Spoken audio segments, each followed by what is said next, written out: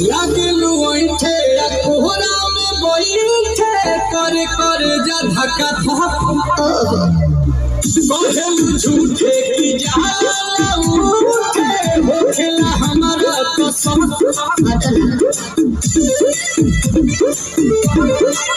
सुनाया जी सैया दवा हमरे जी सैया फटाफट ला दो जाते मेरे जी सैया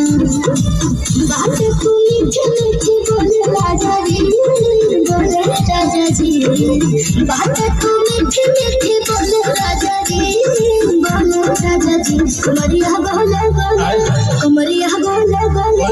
कमरिया बोले बोले बोले बोले बोले राजा जी कमरिया बोले बोले बोले बोले बोले राजा जी कमरिया बोले बोले बोले बोले बोले रानी जी कमरिया बोले बोले बोले बोले बोले रानी जी।